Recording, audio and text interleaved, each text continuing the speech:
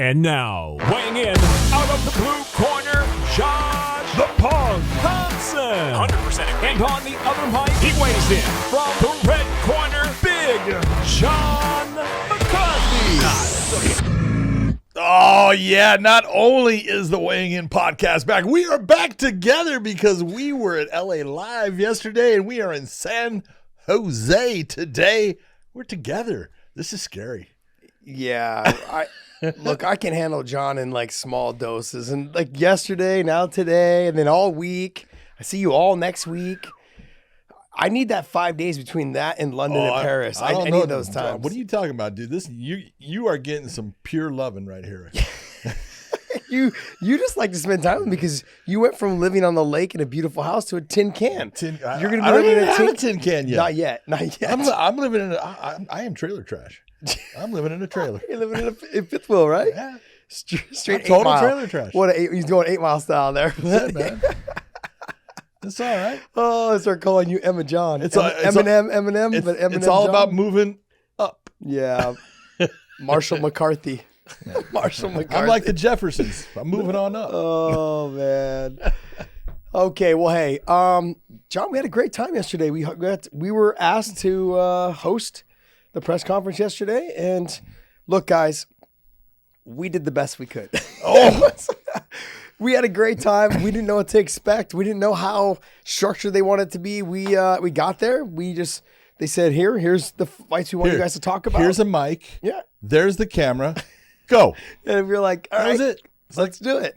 We could do this. So it was great. Yeah, we just made it our own, and it was fun. I had a great time. Not only did you have a great time, because obviously we were doing things together and we're great, but we had a lot of people come up. Weighing In podcast. It's so great. Dude, is that not cool? That's even today at lunch. I love that. A girl walks up, John McCarthy. Hey, how you doing? Weighing In. Yeah.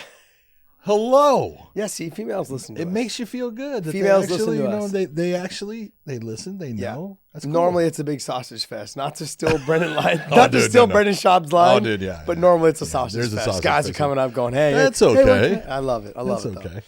But it was nice to have a female walk up to us in San Jose. She's like, oh my God, Weighing In podcast. Yeah, great stuff. And you guys are together. Yeah. We actually do talk. Yeah. So yes, we do. All right, so there was a lot to cover yesterday when we did the presser. It was fun. We had a great time. We did the Hawaii show. Yep. And so you had Arlene Bledko with Chris Cyborg, which is a rematch. A lot of people were expecting this to be one-sided. I'm going to keep going back to the fact that during that first fight, Arlene she had to basically train, back home in Australia, and she wasn't able to get to Jackson Winks, which is where she trains with a lot of other females. Yep. Holly Holm being one of them, and a lot of the other ones that are there as well. But she's able to get some good work in with a lot of good, top talented female fighters that are out of Jackson Wink. I think that also is a big confidence booster. And as we say always, that confidence is key when it comes to this sport. It really makes a huge difference when you're in there and you're on your routine. Like, that's why when you find your niche and you find a gym that you feel comfortable with, John, that's why people continue to build and get better when they find that place. And she wasn't able to do that now. Like she said, not taking anything away from Volkanovski and the team that she was training with, but it wasn't really her mold at the time. Yeah. It was like she had to make some adjustments to take the fight. She was given the title fight and she didn't want to turn it down because those opportunities don't come very often. And so if you're turning down title fights, yeah, you're either doing really, really well, or you're not making good decisions. It's difficult. It's a difficult decision though for people because during COVID, you're like, I don't want my one and only opportunity to be during COVID and I lose it and don't get it. It's like that's the hardest part, I think, for a lot of fighters that were fighters that turn down title fights or turn down opportunities to fight the number one contender to fight for the title. I understand during that time not taking the title, not taking those fights and those risks because if you didn't have a gym to train at, where were you going to beat the champ? That is the problem. If you didn't have, and it's not only you can take a look. Let's be honest, AKA up here, they weren't open. No. Okay. I mean, there's so many places. You can't be open here in the Bay Area. They weren't open, and it was you could be a guy that was a mainstay in the gym. You still had to go find a place, usually someone's garage, and a lot of times with mats, and you were finding a place to train with guys and bring in guys that would show up for you and stuff. Not an easy thing. It was tough. Yeah. So and now that COVID's pretty much gone, I can sit here and say this. So what I did was I just put a keypad, in a backdoor knock. And so we had a backdoor knock, and we just opened the door for people that would come in and do workouts at certain times. We had a schedule that we had sent out that was to all the members. And I said, hey, you guys can come through at any time during this time and this time for workouts. And that's what they did. And so that's how we were able to stay afloat during this time. Because look, you're hemorrhaging, especially rent around here. Oh my God. You're paying $3.50 to $4 a square foot, you know? Which is not bad here. Yeah, it's about, yeah, especially where I am right now, where this gym is located at, it's super expensive. Yeah. You know, down the street's almost $5 a square foot. You know, if you're in one of the bigger facilities, we're not obviously, but you know, if you are, I mean, so. But look, if I was one of those fighters during that time during COVID, going, this is my only shot at a title shot. Do I take it? Do I not? I don't have anywhere to train. I don't understand. Like, I sympathize. I feel you bad. sympathize, but you would have taken it. I would have taken it. Okay, there you go. Because I would have done what I did here. Is I would have found a way to do a backdoor knock to open up and train. Like, it really just comes down to trainers at the time. How did they feel? Were they comfortable with being around people that maybe potentially had COVID? Were they? And then where were your training partners? Did they want to train? Did they want to spar? Did they, like, you don't know. Some fighters, they talk the big game, but not all of them are there to help. True. I don't want to put myself in jeopardy. I don't, you know. So you don't know. Yeah. Anyways. But I do think that rematch, you're taking a look, and the one person that has the ability to cause, it's almost like the Sinead Kavanaugh fight. Mm-hmm. You know, a lot of people were looking at it saying, oh, you know, Cyborg's going to run through Sinead. And I was like, hey, look at the one thing that Sinead has. First off, she will stand and she will throw her hands and she will take a shot to give a shot. And that makes it to where she could land that one shot. And she actually got Cyborg to fall into that brawler mode and stand and bite down on him, that's kind of what you got to do. Mm-hmm. And in a way, I look at Arlene, she's got to do the same thing to a point. She's got the ability. She throws good straight punches. She's got power in her hands. What she's got to do is stop the takedown, stop the rush to the fence where Cyborg pushes her to the fence and starts to use the clinch to you know, beat her up a little bit, elbows, knees, and then start to wear her down and then drag her to the ground. Then she's going to be in trouble again. Yeah. She's got to use what is her best skill set, and that's her hands, to keep range and draw her into those moments where it is a brawl. They're just throwing, because when you're just throwing, you can land it, I can land it. You never know which one's going to land, and it's going to be hard, and it can put anyone down. Yeah, that's true. The thing is, though, is with Arlena, the thing that concerns me the most is that I don't think she is faster than Cyborg. I don't think she's faster. I agree. And whereas Sinead Kavanaugh is also not faster, but she, I think, will take more shots to give one than Arlene. So don't get me wrong, Arlene's extremely tough. I think Arlene's going to be able to get in there and do some work. I think she's going to do a lot better than she did last fight. But the reality is, and she said it yesterday when we were interviewing her, confidence is key, but she needs to believe that she is better than that fighter or that she can upset that fighter. She said, every time I fought somebody that was ranked higher than me, I didn't believe that I could beat them. She's like, but every time I fought someone that was ranked lower than me, she's like, you're not taking my ranking. I'm already better than you. There's no way. You have to have that same belief when you fight the fighter that's ranked higher than you. And she never had that before. She hopefully now mentally has made that adjustment. But it was what you heard what I told her. Yeah. Arlene, what's the worst thing that can happen in this? What's the worst thing? You lose. And she goes, I could lose. Okay. Has that ever happened before? Yeah. She goes, yeah. Did it change your life? Did it crush you? Take the pressure off. Yeah. Just go in there free and let it go. John, it's easier said than done. Yeah, I know. It's easier said than done. Hey, there's pressure in everything, and this, but you have to be that person that can take pressure and you put it to the side. Yeah. Those are the people that perform well under it. The highlight of yesterday, though, for sure, was Rafion Stotts and Juan Archuleta. I'm sorry, man. Taco meat all out and poncho and moccasins. Poncho and moccasins, man. And the cool hat. Come on. It was funny because Rafion is trying to be respectful, but he's trying to push buttons. Yeah. And he was doing it, but Juan just, sat there and took it all. He just took it all with a grain of salt, like, yeah, this is my heritage. I'm proud of my heritage. The Apache Indians. He's explaining all this stuff, and Rafion's like, Apache what? Yeah. He just doesn't he's just poking the bear. Oh yeah, he's poking the bear. He's fun though. He is. He is just a good guy. He's they love him at Extreme. He's been working out Extreme Couture. They love him, and they all go, "Oh, he's the real deal." Yeah. They know. So no, there was some conversations that I had with some other people too that I was like, because I didn't want to just ask him. I said, "How'd you feel?" He's like, "Look, I went there, wanted to know how good I was." He's like, and I realized how good I am. Okay. And I was like, okay, well, that's in reverse. I didn't take just his word for it. So I asked a couple other people. They're like, no, he's the real deal. They're like, no, we're surprised that he is so. Basically, a lot of people were saying they're surprised that he's so happy being at Bellator. They're like, why are you not in the UFC? Like, why are you like, how come you know? And then I'm like, well, because he's making a ton of money. Yeah. And so he's made it very clear at, I guess, Extreme Couture is like, if you guys want to come fight the best guy, I'm over here. So, and it's so funny that they're all laughing about it. They're giving jokes, but you got to keep the training and stuff in the gym. But they're all giving him a lot of props. Even the people he trains with, they're like, dude, he's good. He's really good. He's, but in training, everyone can have a good day. Everyone can have a bad day. They've all had their ups and downs, but it's good to hear. I love hearing these things. Yeah. Outside of that though, then you've got, what other fights that are in Hawaii? Well, you've got Patchy Mix going against Horiguchi. That's a good fight. Yeah. That's a great fight as far as just the difference in styles. But, everyone from ATT talks about Horiguchi, and they're all enthralled with that guy. They're just his work ethic, the way he acts in the gym, the way he helps and mentors other people and stuff.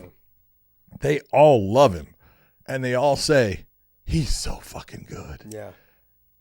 It just, he had his last fight against Sergio.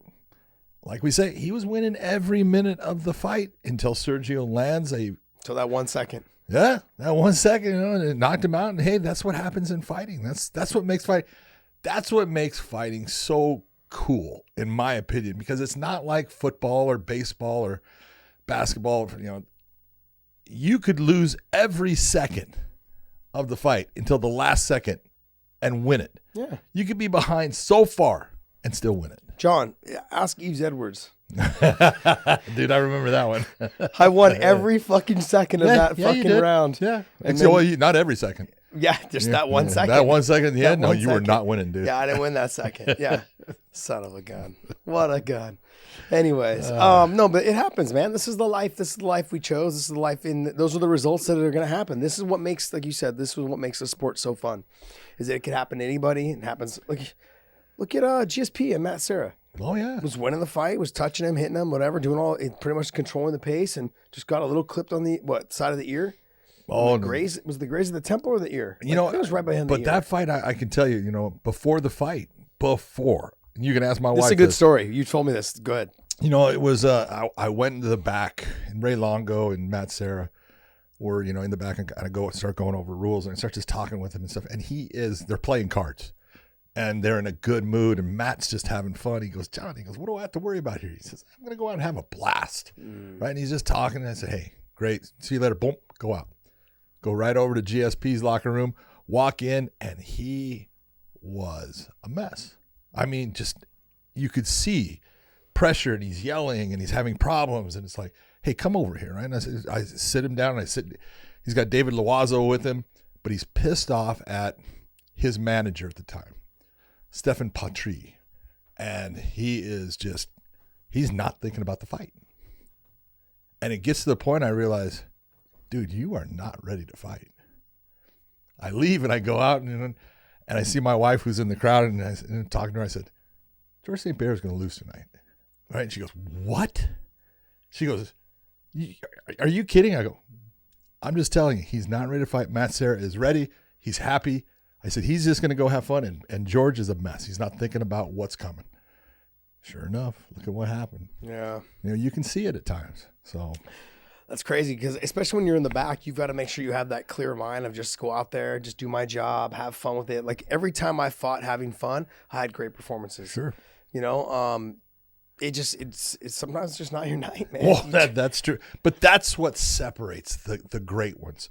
Because you can see at times, it's like if George had won that, and I would have been wrong, saying, hey, he's going to lose. But if he had won that fight, then he's showing that, man, he can even overcome those bad moments, those bad nights when things aren't going right. And I can point out fights that Anderson Silva had that, look, it wasn't his night, it was his opponent's night, and he still came out with the win. Yeah. And you get those times, and that's what, separates the good ones from the great ones. And it's tough. Not every night that you go and you walk out there is your night where everything is in tune and you're feeling good. There's how many times have you seen guys, and trust me, I've seen guys in the back puking their brains out, shitting their brains out, Paul Bonatello. Oh, Paul, every fight. Every fight. Paul Bonatello. You know what fight he didn't throw up for? Yeah, Andrei Arlovski. Andrei Arlovski. I know. He's like, no. Like he got like a little bit of that gag reflex, but never threw up. The one fight where I was the only one that saw the punch that landed. True. I didn't even realize it was landing. Oh, I know. I was watching it from TV. I'm like, holy shit, what happened? Yeah. Oh, he's got him. What is he doing? Why is he stopping the fight? Yeah. It was. Oh man. I felt bad for Paul in that one. Because Paul was a good guy. He was funny as hell. He's a big, teddy bear of a guy, but he really could fight in the stand up. And that was a fight that was kind of, hey, you got a good chance here, because Paul had a fucking piston for a jab. Yep. And when he could get himself on a roll, you could look and say, hey, he can piece up a lot of guys. I cornered him he didn't times. even get it out of gear. He lived with me for 5 or 6 years. He lived with me. Well, I'm sorry. God, it was. I love me some Paul Bonatello, but man, I had never found so many plates tucked underneath my couch with Mexican red sauce on it. I'm like, bro, what are you doing? Can you just put the dishes in the sink? Why do you got to tuck them under the couch? I was like, where's all my silverware? Under the couch. I'm like, you got to be kidding me, bro. Seriously? He'd be eating, watching TV, and when he got done, he would just shove it under the couch. It was like a habit to him. I'm like, what are you doing? Find it, wash it, put it in. I was like, gosh, this is horrible. But yeah, he lived with me for about 5-6 years. I cornered him so many times, man. I cornered him so much. King of the Cage, Hawaii, Rumble on the Rock. He knocked out some guy named something Montana with a head kick. In Rumble on the Rock? Montana. Anyways, yeah, in Rumble on the Rock. Dude, that's pretty good, because Paul could barely get his fucking leg above his knee. It was pretty awesome. I was surprised. It shocked me that he did that. I want to say it was Montana was the guy's last name. It was a Mexican guy. Anyways, he got a beautiful head kick. Nice job. Yeah, Paul was, I think, his downfall in his career was he was offered the Fedor Emelianenko fight instead of Verdum, and he turned it down. Andy Montana. Okay. Yeah. So that was that Rumble on the Rock, or was that Super Brawl? Rumble on the Rock. So I wasn't sure. His downfall was he was offered that fight, and that was right around the time Affliction, after he had found out what Affliction people got paid to fight Fedor, when Arlovski got paid like what, $900,000 or something like that. So he came to Coker asking. But he was fighting. He fought in Affliction. Yeah, I did his fight against Kirill Sadilnikov when Sadilnikov was undefeated. Yeah, everyone was calling him Baby Fedor, and Paul Bonatello just put a clinic on him. And that was the problem, is that Paul understood what those guys made, and so when he came back to Coker, going, "Yeah, I want $900,000," and Scott's like, "There's a reason why Affliction's not going to be there." Yeah. So but Scott offered him a really lucrative contract at the time. That was a lot of money at the time, and he just didn't want to take it. And that was after that was the downfall of his career, because he just started trying to fight guys that he thought he thought, I don't know whether he thought he could win or whatever it was, but it was a downfall. Then he lost one, and then it was like, okay. Then he started fighting all the small shows. He wasn't going back to UFC. Strikeforce was bought, and I think he left shortly right before Strikeforce was bought, and so that ruined it. That ruined everything. Yeah, he should have taken that fight, because the one thing I do recall was that, because he told me, he goes, yeah, they offered me this. I'm like, you should take that fight. They offered him another extension, so no matter what, and it was a no-cut clause, I believe. So he would have got 4 more fights out of it on top of that amount of money, and he still turned it down. Do you remember Paul's his trademark line? No. Don't fear me, and he would expect fear the consequences. He should have feared the consequences of not taking that's that exactly fight. it. That's the whole point. I love Paul, man, but geez, that was a bad choice. Yeah. Bad decision. Other than that, I got so many stories I could tell you guys. It's not about Paul, but everyone. Mike Kyle, Trevor Prangley, Phil Baroni. I mean, everybody, man. Everybody. But anyways, let's talk about Bellator 277. This Friday from the SAP Center. San Jose, San SAP, Jose, my hometown. I've fought in that arena many of times. Dude, that's that's your home, man. It's got my pictures all on the wall down in the pretty locker, cool, isn't it? In the hockey locker Come on, rooms. when you think about it. I actually kind of like it because I've been down in the San Jose hockey, like in the Sharks locker room. They've got a big picture of me up there, which is kind of nice. Well, it's a poster with me on the poster. There's other people on the poster. So it's not you. It's not just me. It's not just me. They do have a couple shots though, still shots in the arena of just me. Makes me feel better. Got it. Hey, I'm a mainstay here. I'm a mainstay. I'll be there for generations. Dude, I'll tell you, I saw a picture and you same thing.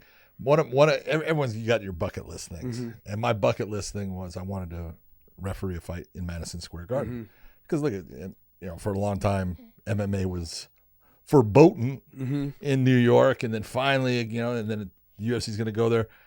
And so when I walked into Madison Square Garden, I always talk about the Joe Frazier versus Muhammad Ali in March 8th of 1971, and they've got all these pictures of that fight up in Madison Square Garden, and then I come back to it after I do the Eddie Alvarez Conor fight, and I come back to Madison Square Garden to do the George St. Pierre and Bisping, and they have a picture of the McGregor and Alvarez up there. I was like, yeah, that's cool. That's awesome, man. Like, I'm not on that level, buddy. Oh, no. I'm on the SAP level. I wasn't on the level of making it either, as far as, but the picture of Eddie and Conor was there, so I thought it was cool. All right, well, let's break into the main event for Bellator. We're going to go through the main card, and we'll kind of leave the main card. We'll maybe touch on a couple of the prelims if there's any good ones. Okay. And we'll talk on that, but let's go main event. This is a rematch, AJ McKee versus Patricio, which is Pitbull, and what I see is a slimmer down. Yes. He is slimmer. Much. And he looks good. He looks really good. So, in talking with, one of his managers, George is like, dude, this is the best you'll ever see him. I'm not saying he's going to win. Yeah. He goes, I'm not going to put that kind of stigma out there. He goes, it's the best I've ever seen him. That says a lot. Yeah. I think the mindset is different in terms of what he needs to do to get it done. Understanding that the first fight, he just never did anything. And like AJ pointed out, he got frozen. Like, it was the very first combination, the very first actual engagement of the fight that basically ended the fight. Yeah. And so there was never a moment that Patricio had a chance to get off. And he didn't create one either. So talking yesterday, we were talking with both of them. I said, and you pointed this out, so I got to give you a little bit of credit. Okay. Just a tiny bit though, not too much. Not I want much. your head to we got to get you out the door here Well, with your head. It's a small door. Grease the ears, kind of walk you out. Yeah. So in this situation, he let AJ take the center of the cage and dictate kind of where it was. I'd only seen one other fighter do that to him. That was Benson Henderson. Benson kind of kept pushing him around, but he was landing the cleaner, harder shots against Benson. Yep. He was the faster fighter against Benson. In this fight, he is not the faster fighter.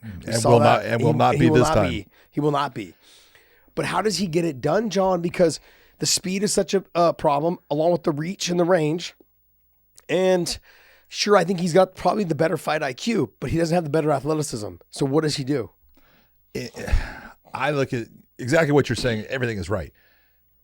AJ has got the speed. He's got the reach, and he's got a huge reach advantage. We're not talking 2 inches, 3 inches, 4 inches. We're talking 8 inches in reach advantage. That's big. And that means you've got to cover a lot of space before you can even touch that guy when he can touch you for, all of it. I look at it, and I've always said this, every time I've watched Patricio in a rematch, he fights much smarter.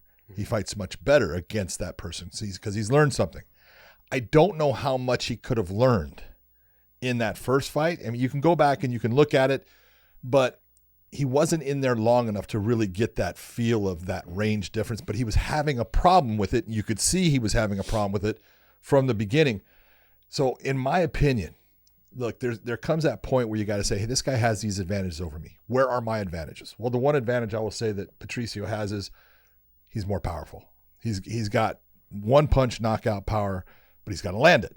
He's also, his wrestling is good. I don't know if it's as good as AJ's, but his jiu-jitsu is better. Mm-hmm. Now, that doesn't mean that he can submit AJ, but that means he can put a lot of pressure on him on the ground, wear him down. And so that's one angle. But I always look and say, he's got to put himself into danger to win this fight. You can't sit there and play it safe, which he has done for a multitude of his last fights before AJ McKee.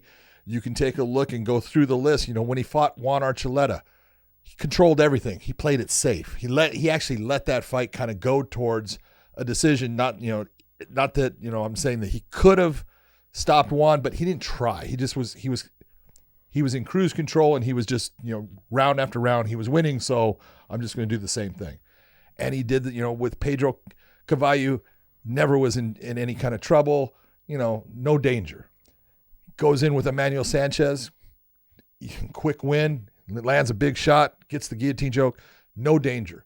So he's had a lot of fights where he hasn't had to put himself into danger. He's got to put himself into dangerous positions in this fight. He's got to step inside that range. He's got to make it to where AJ can't use what is an advantage as an advantage. He's got to fight the fight that Patricio makes him fight, not so much in a phone booth, even though I think that's a good place for him, but within that boxing range. Get out of that kicking range, take away the kicks that AJ has, take away all that linear stuff that he likes to throw, and make him have to use his hands and his footwork, which is going to make him a little bit more tired. Yeah, I would agree with you on that. I also think that he needs to kind of push AJ sometimes to the fence. He needs to kind of utilize that wrestling a little bit if he can. He's got to get AJ moving backwards. He's got to get AJ fighting off that back foot to use the energy that AJ will. AJ, I think he's getting a lot smarter in the cage. He's still really young. He's not fully matured when it comes to his fight IQ. Nope. And that's where I think Patricio can exploit him if he can get him to that level. If he can get him to that point. He is the smaller body in there, but like I said, the fight IQ as well as the power, that's a threat. That's a real threat. And if you look at AJ, right, I haven't seen him fight anybody that cautious than when he fought Patricio when he walked out. It was almost like he was just as nervous as everybody else was. Sure he was. And so he came out, and the fact that he landed the head kick and it was so happened so fast, he just jumped on and did what was natural. But even when he jumped on the neck and did all the things that he did, he celebrated too soon. Then he jumped on the neck. All of those things, those were mistakes that he made. He knew that. And he talked about that yesterday when we interviewed him. He's like, I learned a lot from that fight. Just even though it was a short one, I learned a lot. Don't celebrate too soon. Then figuring out what he was going to do next. It was just the maturity, I think, that is going to continue to have to grow. He's young. He still has a lot to learn, but he's still dangerous. Patricio's got to figure that out, and somehow I think he's got to threaten the takedowns a little bit more to open up the availability for his hands. Because if he can get AJ to hesitate for a split second, that gives him that split second to potentially land that shot. And if he gets AJ rocked at some point, AJ may, I don't know if he will, he may start not doubting himself, but realizing that this guy can hurt me. Mm-hmm. And when you realize this person can hurt you, it changes the way that person fights, especially once you've already been hurt. You're like, okay, now if I get hit again, I can go out at any time. And I use this as an example because, I got hurt by a headbutt. You missed it. Okay. But then the next shot, it wasn't a hard shot. I would have taken that probably shot all day long, but that was the finishing touches. It doesn't take much once you've already been rocked. And so if Patricio's able to rock him, clip him a little bit, maybe potentially that'll put a little bit more fear in him or a little bit more cautiousness into him where he won't be so confident getting off as much as often as he wants to, AJ McKee. So then that'll slow the pace down to let Patricio fight at the pace that he needs him to fight at to potentially land the knockout. Either way, it's going to be a tough fight for both fighters. I think it's going to be a lot longer of a fight. AJ thinks he can get him out of there in a second. Yeah. I wouldn't be, I guess for me, I wouldn't be putting those expectations on myself. I wouldn't either. As a young fighter, I just wouldn't. Why? I'm like, look. It's bold, it's brash, it's like Muhammad Ali calling his shots and everything, and it looks good. Mm-hmm. But why? Why? What? Because no matter what, even if you believe it, you're putting the pressure of when that second round starts, you've just given yourself 5 minutes to finish this fight. Yeah. And then when it doesn't, no matter what, you can still be winning the fight. But, shit, I didn't finish him. Yeah. It's just in the back. And so it's, why do it? Yeah, once you get past that second round, you're like, oh, damn, I didn't finish him in the round I told everybody I was going to finish him. Yeah. Those are not things that you want to put more pressure on yourself for.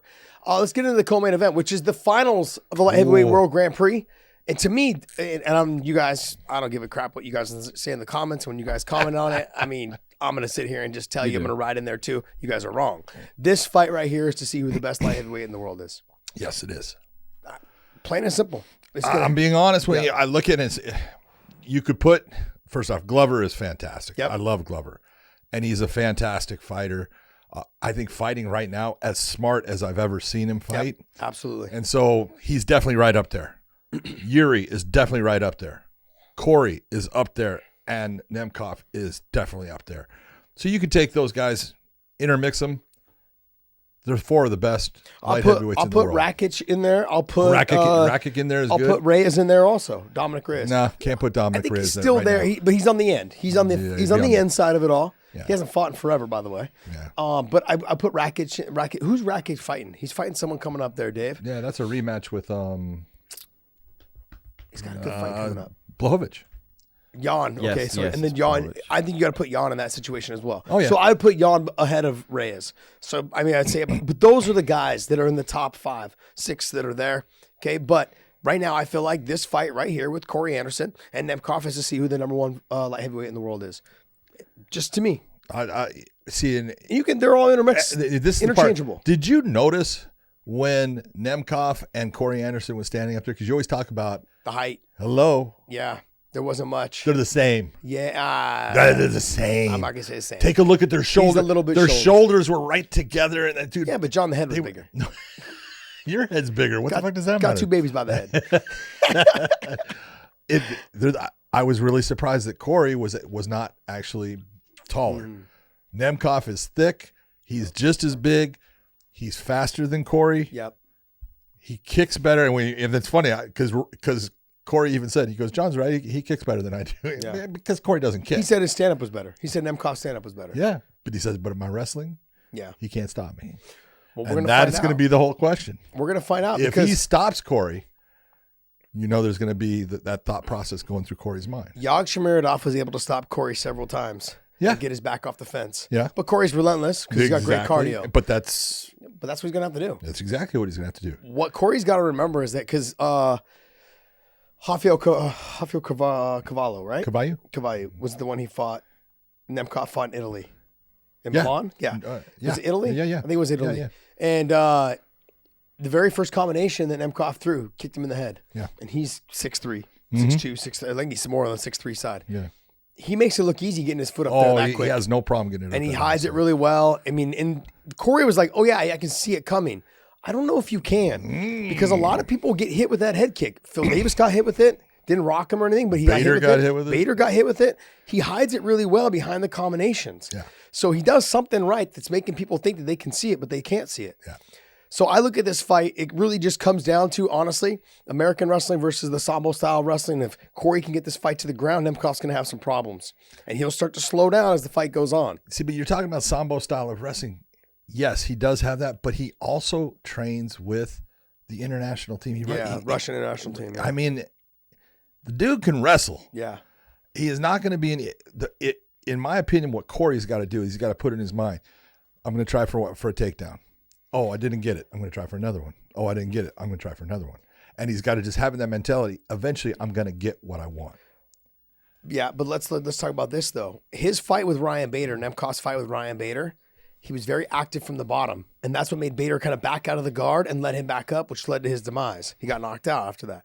Whereas with Corey's very good on the top position, and Nemkov's got to focus more on getting up instead of having an active guard. Absolutely. And so I think he can threaten the submission, but we're going to go back to the threaten the submission, sweep, and then get back up to his feet, or he's going to threaten the sweep and then try to attack the submission and then kick him back and get back to his feet. He can't afford to be hanging out down the bottom trying to hit armbar triangles all day. No, especially Corey loves the half guard, and if he gets to that half guard position, you know that he's going to be really comfortable there, and he's going to lay down heavy elbows and punches because he brings just a tenacious ground and pound attack. So it's a great fight. I love it. I mean, either guy can win. Yeah. And that's what makes it fun. Corey's got his strengths.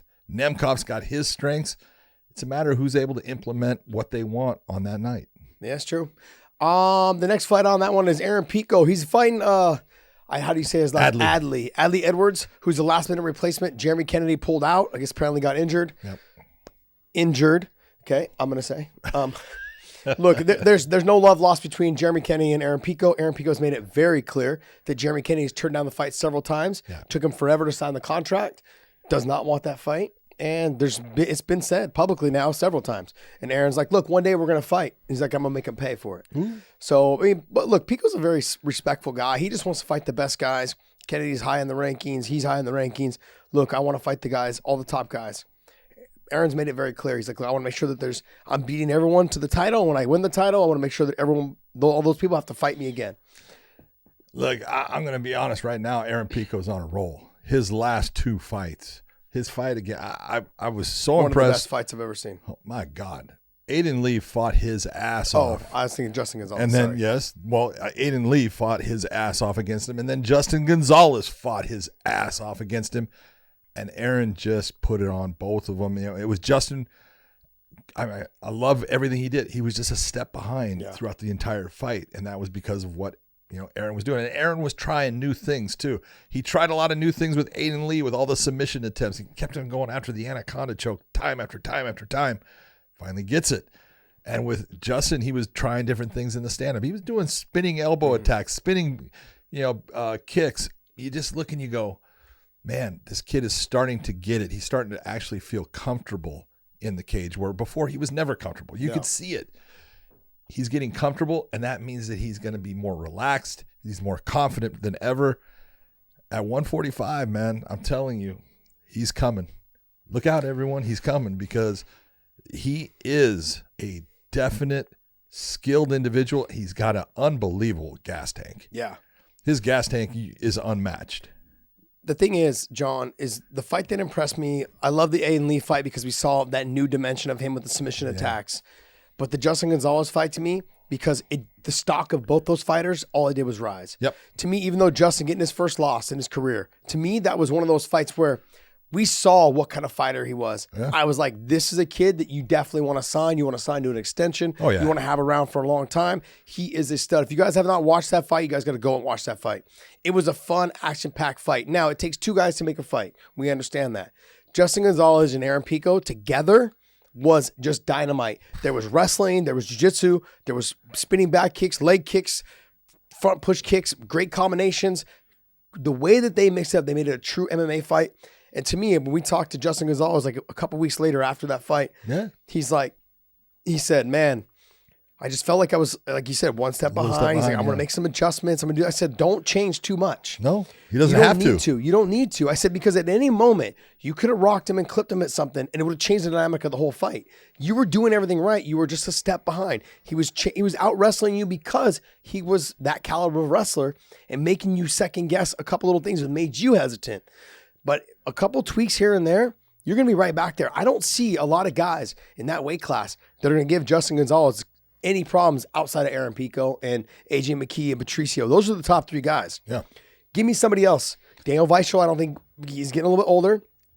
I don't think him versus, I think Justin would be able to tip him over, because he's a smart fighter. He's got the output. He's got all those things. But he's also 38 years old, I think, now. Yeah. So that, to me, starts working at that age. Yes. At 37, 38, I've been there. I understand. Things slow down. You're only there once, so don't worry about it. Yeah, but Justin Gonzalez is making his way up as he's making his way down. Yeah. That's a big-time fight. So I'm trying to think of other guys in that weight class. Well, let's just take Mads. A look. You're telling people to, Mads Burnell will be a great contest right there, but you're telling people to watch him. They're going to have a chance to watch him in Hawaii, because he's fighting against Kai Kamaka, a guy that you have trained with, know very well. Yep. And I love Kai Kamaka, but that's a hard fight for him. Yeah, it is. It's a very hard fight for him. Kai he's good. He's a buzzsaw. He'll come forward. He'll do a lot of things. He's got to have a little bit more output. We've said this a couple times. He just needs to make sure he's securing the win. Stop letting it go to the decisions, because he is a better fighter than that. But Justin Gonzalez is going to be that guy. It's going to give him some problems, because he will be coming forward. He will be wrestling. He will be in his face. He will be mixing it up. He will make him fight at a pace that he probably is not comfortable with. That's the one thing that surprised me, that he was able to withstand what Aaron Pico was doing for that full 3 minutes. And he was the one kind of pushing towards the end as well. At times. And that was super impressive, because I have trained with Aaron Pico. I know his gas tank. I know what he's capable of. That was phenomenal performance by both fighters, where I thought their stock didn't go down. All it did was rise. Yeah, you're talking about that fight at the, in between the rounds.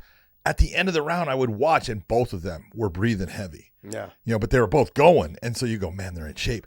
And you would watch them go back to their corners. And I watched both of them, and I'd watch them go Yeah. And by the time they were standing up, their diaphragms weren't even moving. I go, Jesus Christ, what kind of condition are both of these guys in? So that's what you're going to face with Justin Gonzalez. But Aaron Pico going against a guy coming in, you got to give, Adley Edwards credit. He's 9-1. He was a Division II, All-American in wrestling. He does wrestle. He does got a lot of leg kicks. He likes to throw his hands. Just does, coming in with limited amount of time. He had a fight, I want to say 2 weeks ago. Yeah. So he just had a fight. Is that a good thing for him? Is it a bad thing? Because, you get that loop where, you're just not as, you peak for something and then you try to re-peak and it just doesn't happen for you. We'll see. But, you got to give it to a guy who's stepping in against an Aaron Pico, the Aaron Pico that we see today. Yeah. All right, then we've got Tim Johnson against Linton Vassell in the heavyweights. Look, this is one of those ones that's like, Tim Johnson came in, had 2 losses. All of a sudden, smokes Tyrell Fortune. Comes back, beats Matt Mitrione, gets 3 wins in a row, and now he's back on 2 losses. Yeah. He's lost to Team Fedor. Yeah. He lost to Moldavsky for the interim title, and then he lost to Fedor by knockout.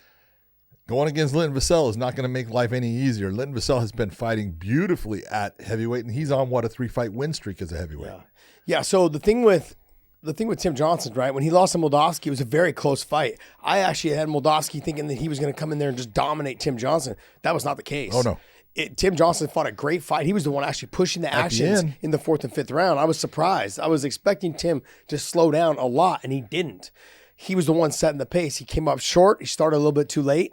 With heavyweights, sometimes they start too fast and they slow down. Yeah. This time he started a little bit too late and lost the earlier rounds. Yeah. Moldavsky was able to do more work. The Fedor situation, look, people have to understand, I don't care how old he still has speed and he's going to always have power. Yeah. I mean, he's still got a little bit of speed in them hands, and he showed it in that fight. Just bap, real quick, and it was over. Yeah. I think Tim didn't know what to expect. I also think being in Russia, under those bright lights, overwhelming. It's a little bit, I think, a lot to take in. Yeah. I'm fighting Fedor in Russia. If I win this fight, I may never get out of here. Okay, I'm sure that was going through his mind at some point.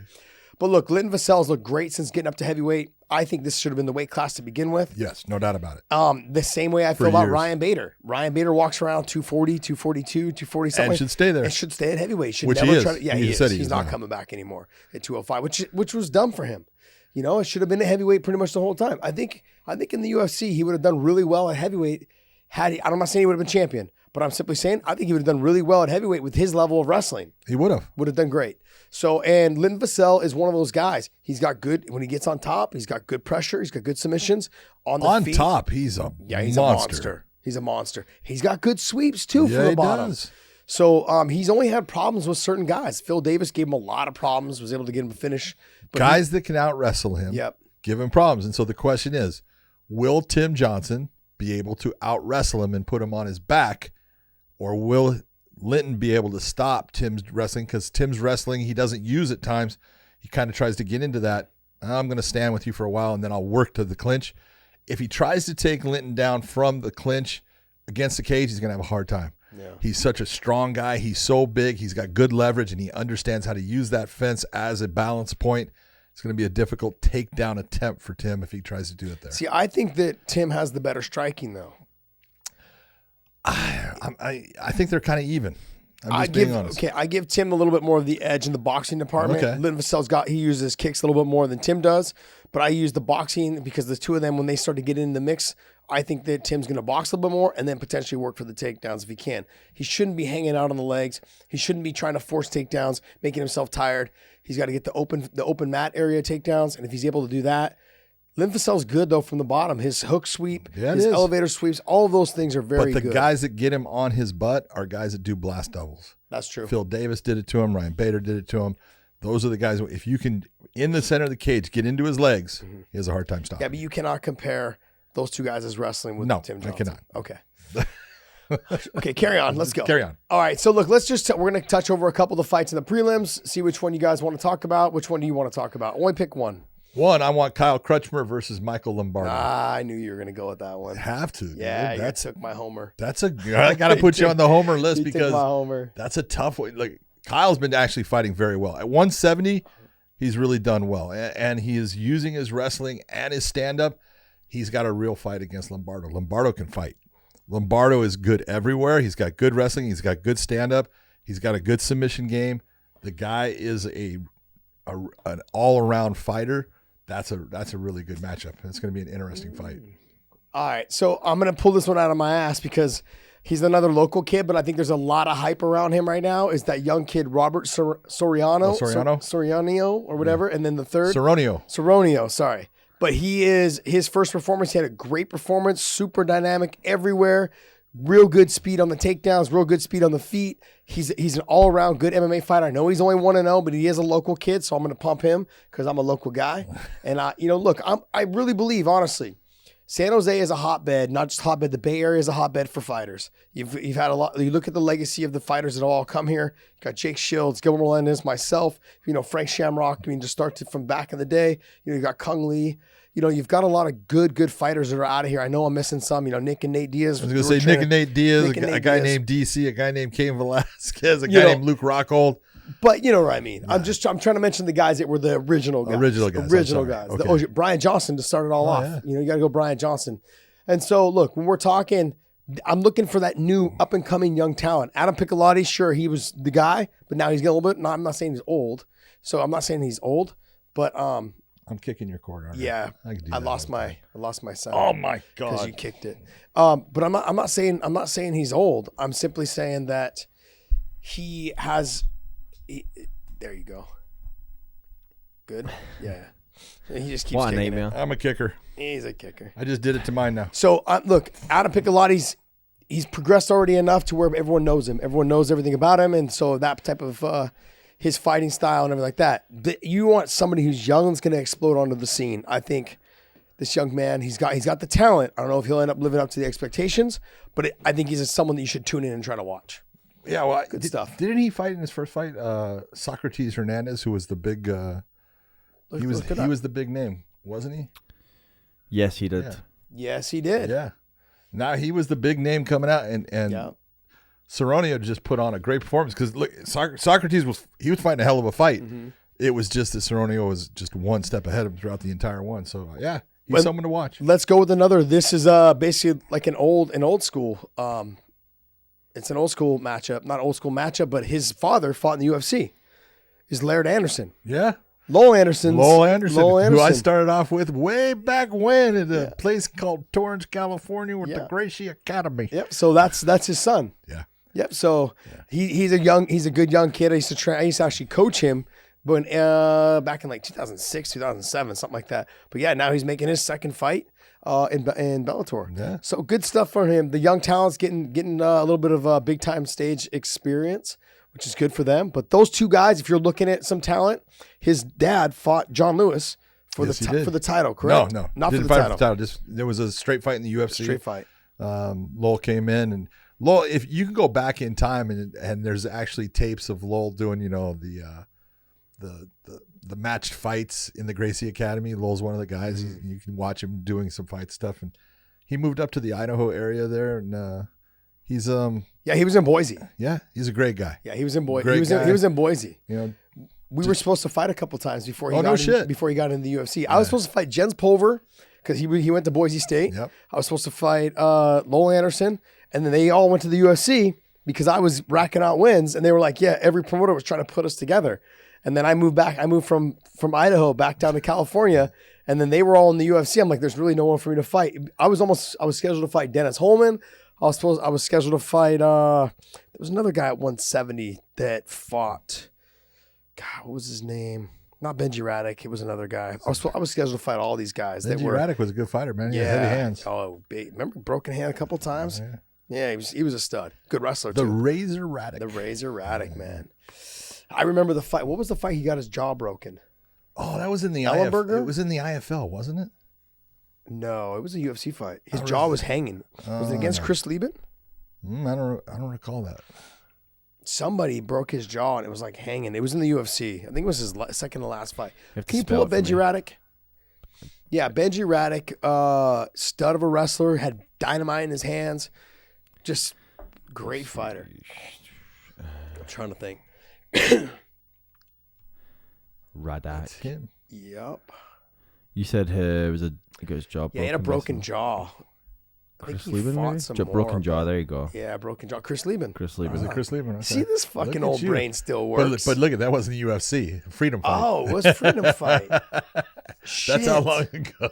Wow, maybe I was. So and then the IFL came. Because that's June of 2004. That's before Chris Lieben was ever in the UFC. Wow.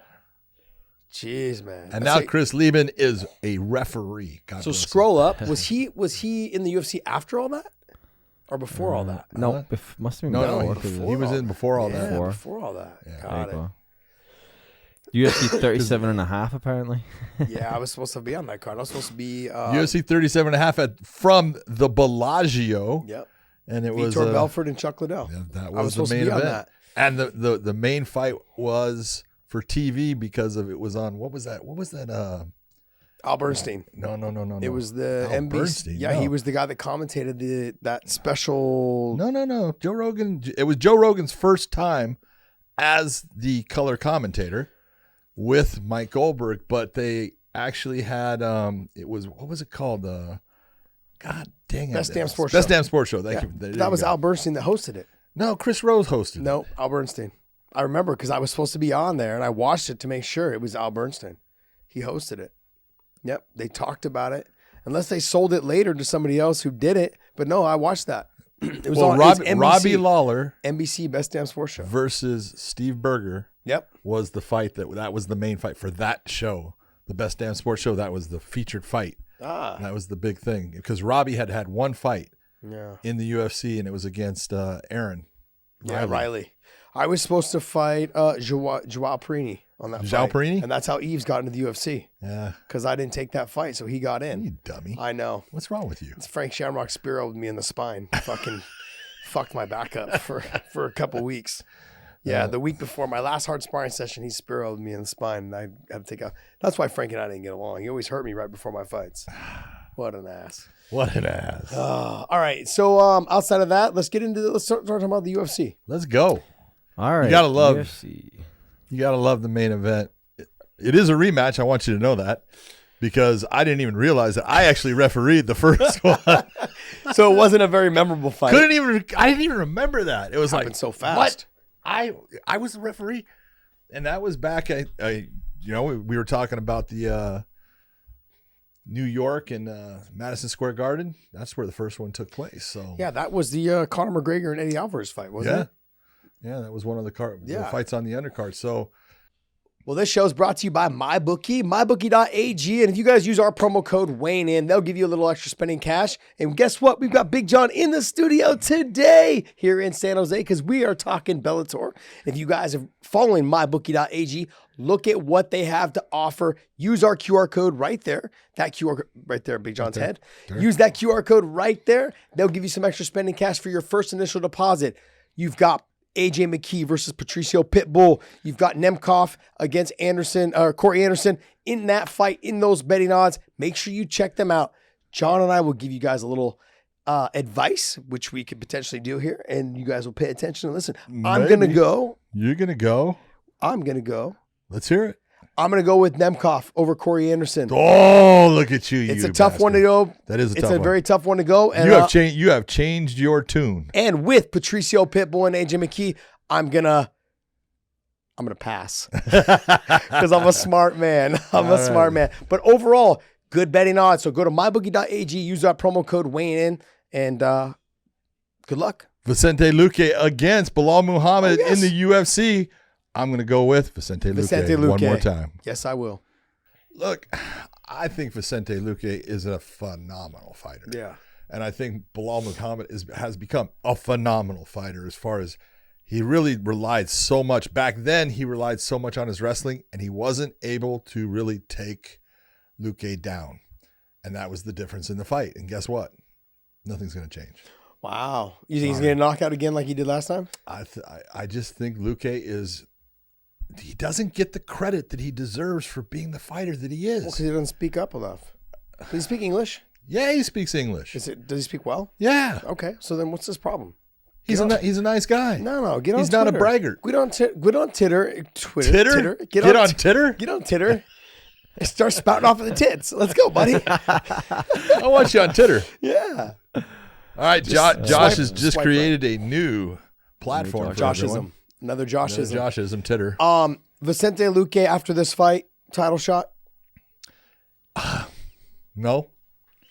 I'm just being honest. So you think Chimaev over him? Yeah, I think, that's what they want. I'm sorry, but what I've seen of Chimaev, because remember I said I needed to see it. You can say it. Vicente Luque beats him. Ooh, I like that. I think Vicente Luque beats him. So I'm saying, why would you give him the Colby Covington? Which I understand. Give it because there's a lot of media behind that. Vicente Luque is not going to sell that fight. But in the process of giving Vicente you just said everything. Yes. You just said it all. He's not that's the reason. But Khamzat brings all those people with that needle mover.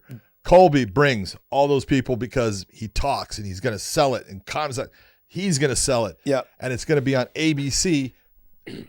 Dana wants that. Okay, I agree with you. Now, in the process, though, of doing that, the winner of this, which I wouldn't even say Belal, but I would say if Vicente wins this fight, fights Usman on the same card. So if something happens and someone gets COVID or someone gets sick, something happens, you can interchange them and say, hey, you know what? Now I can. This person can fight this person. Josh Thompson. Yep.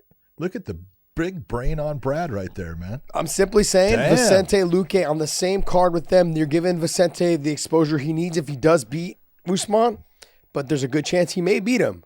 So you got to be very careful because the fight to make will be Chimaev and Usman because Usman's had so many wins. So you've got to be careful. You may lose your big money fight if that's what you do. See, I don't know why everyone look. I'm a huge Chimaev fan. I love. Like I said, I've been watching before he was in the UFC. I told people this kid's going to be fucking really good. You're pushing him too far to think that he's going to beat Usman. He's a good wrestler. So's Usman. Mm-hmm. There's a reason why Colby. He's not as good a wrestler as people thought. We just showed it last weekend. He barely got Gilbert down a couple times. He got him down multiple times. Yeah, but he wasn't able to hold him down. He's not taking. He didn't want to hold him down. He's not taking Usman down. He was smart not to hold him down. He's not taking Usman down. Okay, this is what I'm saying. And I don't know if he's out striking Usman either. After what I saw. Well, okay, let's just be honest. If you go and you watch that fight, Chimaev went out there to knock Gilbert out.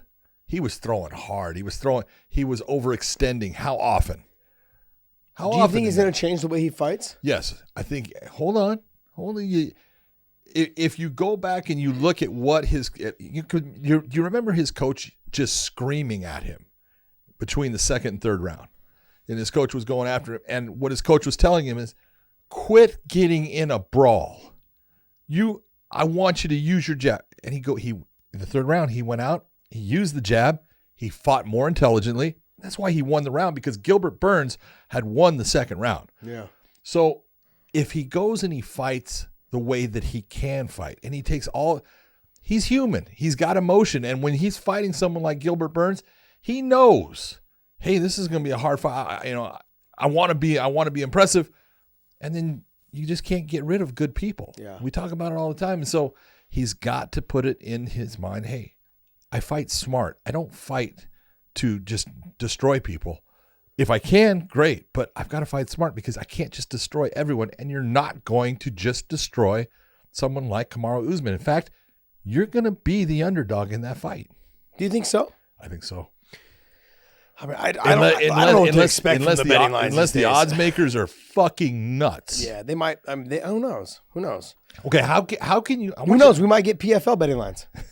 Well, we could go with those. We'll win. They're getting a lot of trouble. Ooh. That's not a good situation, No, John. I'm hearing a lot of things from the casinos. They're not. I told you how serious that was. This is a big deal. Yeah, that's crazy. Overall, though, I think Vicente gets it done again. I think it's going to be a little bit more of a tougher fight. I think he got the knockout in the first round last time. Am I right? Was it the first round? I think it was the first round. Go back to that. First round, yeah. First round, yeah. He got the knockout in the first round. So, but look, Belal's stand-up is much better now than it was back then. Mm-hmm. So still not an easy fight. Not an easy fight. No. I would like to see Vicente potentially slide up ahead for that title shot before Khamzat and or at the same time when Khamzat fights Colby, if that's going to be the fight. Because that would be, I mean, honestly, I wouldn't see, why would you put Chimaev and Colby as the main event when you could have Usman versus Luque and then have them as the co-main to pump that fight? Possibly. I mean, like you gotta have a champion there. You can't have to be on the national television. You can't have a non-title fight. Yeah, but if you're the UFC, that's true. You're right. Before I even go any further, you're right. You're correct. Okay. Did you hear that, Dave? Okay. See, when I'm wrong, I say to him, I'm wrong. Dave doesn't do that. Dave. So Dave, who opened up the show last week? The UFC show? Who opened it up last week? What do you mean? Pichel. We opened up the pay-per-view? Yeah, Pichel. It was the fight that I said. The Pichel and Madsen. This guy. This is a fight that I said. I love it. I love it, buddy. Remember I said it. I remember a lot that you said. When you guys wonder why we pick on him so much, I want you guys to go back. Especially if you knew what was happening before we actually start. Yeah. And all the snap talk that comes from that man. I love him. Dave, what episode is this? 244. Okay, everyone at home, 244 is the episode. We want you guys, every time we give him a hard time, I'm going to revert back to 244. And I want you guys to understand why we give him such a hard time. He can't admit when he's wrong, and he loves to play the troll part. Oh. He's a true WWE troll. Dude, you can put a crown on him with that troll. Yes. Hey, if you want to talk about wrong, I saw some comments that were saying that Big John needs to go back and rewatch the first round of the fight with Aljo. So he doesn't. If we want to talk about wrong... Hold on. We've watched that first round several times. Hold on. One of your favorite John, you're supposed to be a referee that made the rules. One of your favorite people, Dave, is Dana White, and Dana White said that Peter Yan won that first round. So now you're going to go against one of your favorite guys?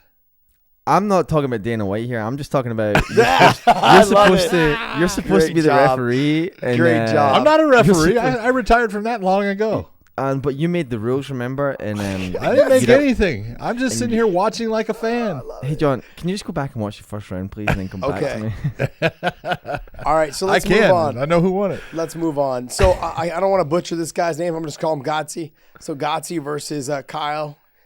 I don't know either guy. I'm going to be 100% honest, John. Okay. Maybe you do. But go ahead. You know? I know who Kyle. I've watched Muhammad before. He's really a good fighter. He's a stud. I have not seen Gotzi, as I recall, but he's undefeated. So yeah, but the fight that to me that I'm the most excited about, the next one. Yeah. Okay, is Andre Fiallo versus Baeza. That's a good fight. Look at Miguel Baeza is a smooth, good fighter, and here's the difference: on the feet they match up very well. Yeah. On the ground, Baeza's better. Yes. And so the real question, I do think that Andre has got more power. Yeah, for sure he does. Than Baeza. I think he's probably faster too. Okay. It's gonna be close. It'll be close. He's definitely got. I think he's a little bit faster. He's definitely got more power. But they both have their. I look at the power that Andre has. I do believe he's got more. He's got more snap into shots, and so he can put Baeza in a bad situation with one shot quickly. But Baeza's ground game is actually slick. It's good, and Fiallo is not the strongest off of his back. No. If Baeza can put him there, you can get that win. But Fiallo's got pretty good takedown defense. Oh, he's got really good takedown defense. Yeah, he's got good takedown defense. He's actually got a great double leg. Ask DC. He's been taken down a couple of times by him. And so has Luke Rockhold. But yeah, he's got one of the most explosive power doubles I've ever seen. Blast doubles I've ever seen. It's impressive. He just doesn't have the jiu-jitsu to keep up with that type of power double. Yeah, his opening fight coming into the UFC was fantastic. It was on short notice too. Exactly. That's the whole point. He took that fight last minute. And it was a freaking dog fight man, he was, he was gassed at the end of it. He gave everything that he could give. You can't ask for anything more. He's a stud. He trained at AK for 6 years, yeah. Probably 5-6 years. Yeah. He's a stud. Great kid too. Absolutely great kid. He moved here from Portugal and just packed up everything and said, you know what? That's where I want to be. Moved here and he's gonna be a fighter. Stud kid. Let's go through what other fights on here are you interested in looking at?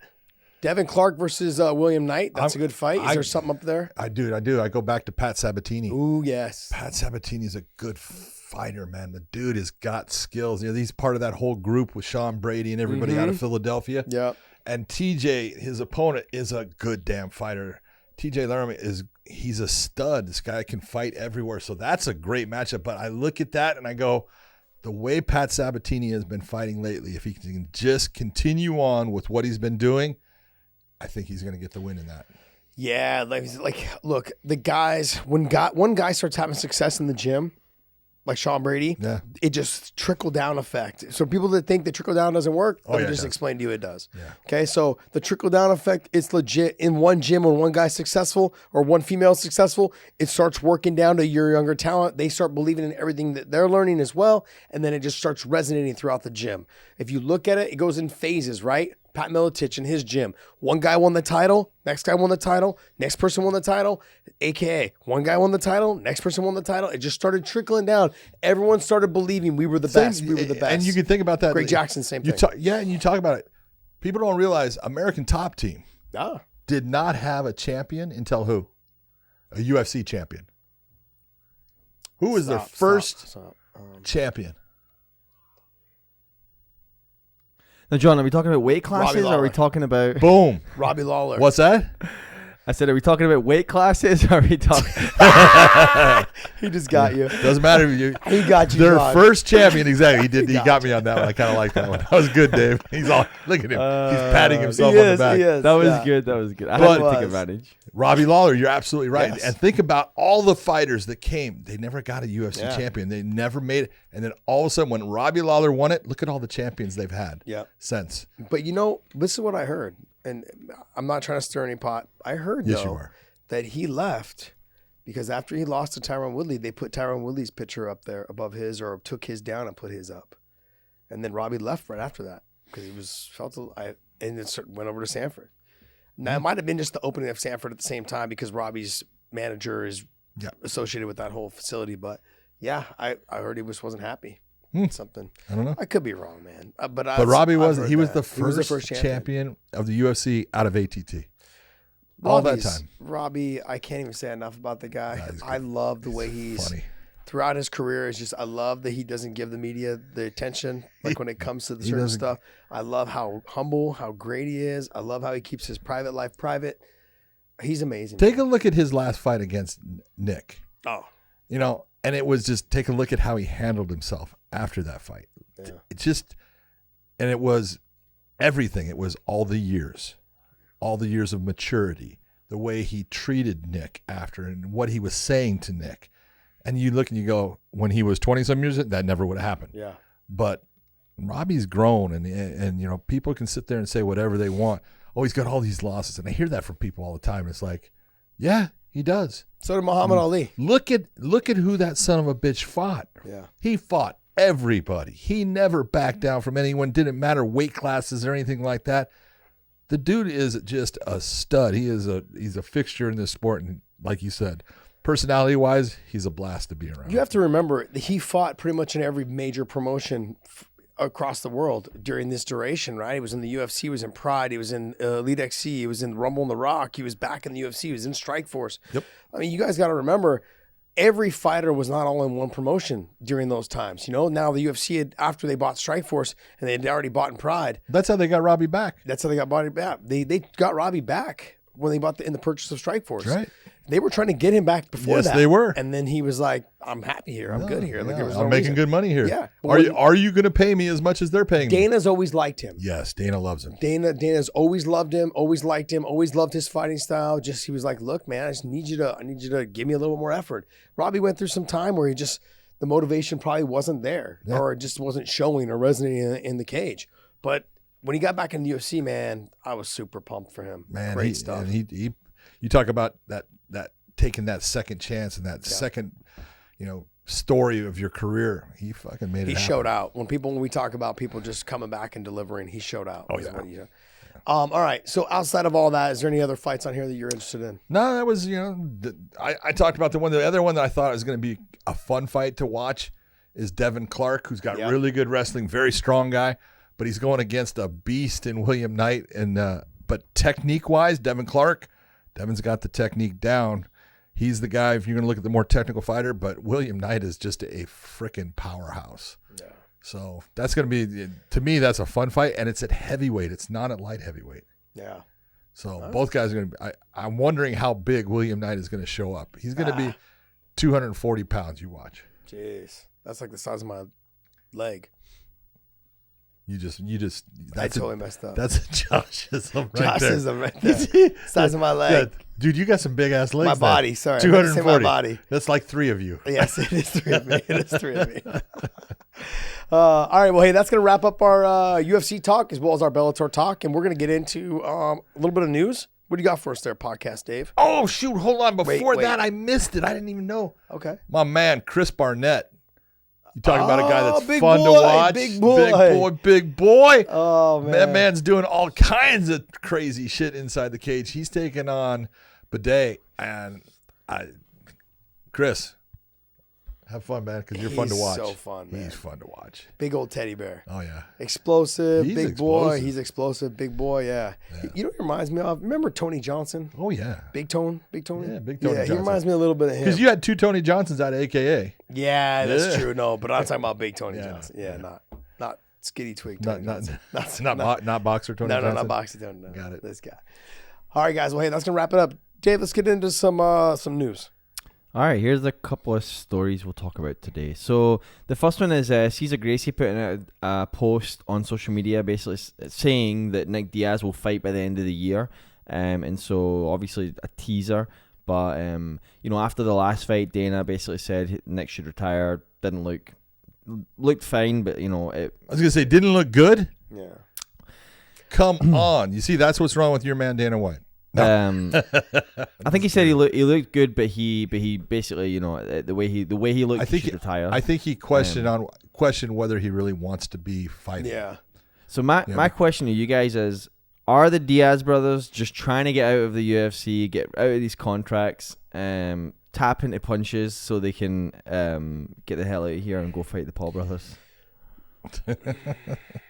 I don't know. I couldn't tell you, John. I'm really just. I don't know how many fights he has left on his contract, but I can almost say, the fact that he fought Anderson Silva, that should have extended his contract as well. So that was his last fight, right? That was his fight before. Yeah, before Robbie. This last one, before Robbie, which was basically so he's got some 5.5 years. He's got some time left. So he's gonna have to fight 2 or 3 more times probably before that contract's up. Because how many fights did he have before on his contract before he fought Anderson? And was that a title fight? No. So it wasn't. Okay, so then it wasn't a title fight, so I won't extend it. No, it didn't. But how extend many it. fights did he have? From what I understood, when Strikeforce was bought, he signed like a 6 or an 8 fight deal. Yeah. So if that's the case, he extended or something like that for 4 more fights or whatever it was. Well, his first fight. So he's got some time. Well, his first fight in the UFC back was BJ. That's Because right. there was the Paul Daly fight, which was just unbelievable. That was in Strikeforce. Yeah. That was for the title. He kept the title, and then he went in and he let's be honest, he lit up BJ. Yeah. In that fight. So, so he 1, 2, 3, 4, 5. Yeah. Was the Carlos Condit fight for the interim title? Yes. Okay, so that was for the interim title. So that was 5 rounds. Yep. And then he fought GSP For after the title. that, coming off of a loss. He fought for the title. Yep. So that probably extended his contract for 1 or 2 more fights at least. So that extends it again. Then you got Robbie and then he lost. So if he had Anderson, a no 6 fight contest. contract, we'll say. Yeah. Yeah, the BJ fight would be 1.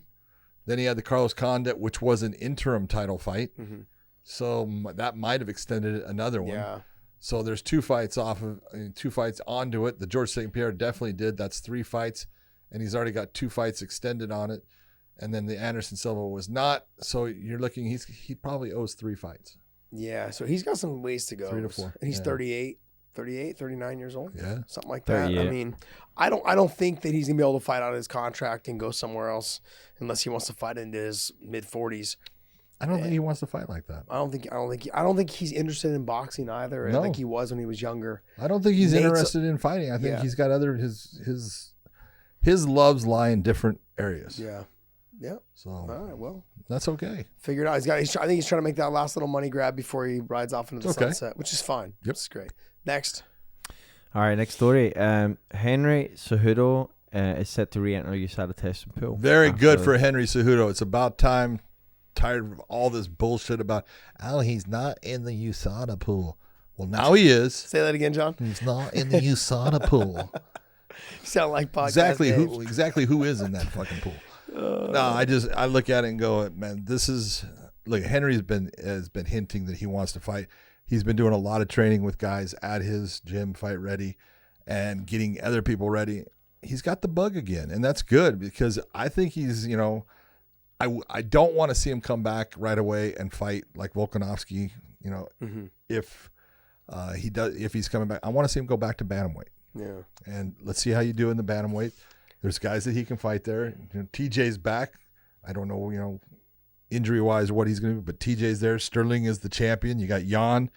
You got a bunch of people that are there that he can match up with. Him and Jan make for a good fight. Oh, yeah. Yeah, that makes for a good fight. Really good fight. Him and Sterling make for a good fight. Look, I don't want to sound like a hater, but I think he just out-wrestles Sterling. He's got a hard time with the speed. Okay, so what does Sterling basically live off? Yeah, he lives off that. I think he out-wrestles him. With Jan, I think he's going to out-wrestle Jan as well. He's going to have a harder time holding Jan down, though. So I think he'd have a hard time holding Sterling down. Yeah, probably. Sterling's good. It's good, yeah, and they're both way bigger than him. Yeah. He's so small. Way longer. Well, no, is Peter that much bigger? I mean, he's bigger, but... Yeah, but you know what this is, John? This is a good step in the right direction to get him back. Oh, yeah. And look, and this is what happens when you have kids. You realize how much it costs. And so he's like, okay, you know what? I need to get some wins and get some money back in my bank. Podcast world isn't working out for him as far as doing it. Yeah. Next. All right, we're going to wrap up on this story. There's been a couple of cuts and partings and all that. The first one... We've been trying to cut podcast day for a year now. Fucking won't go away. Go ahead. And as of the 11th, which was Monday, Alex Oliveira is being cut from the UFC. Yeah, and that kind of sucks. It does. Because he's someone that will fight anybody. Yep. And he always has a good performance. Yep. He always has a good showing. I know his last fight was very anticlimactic. He didn't have a great showing, but guess what?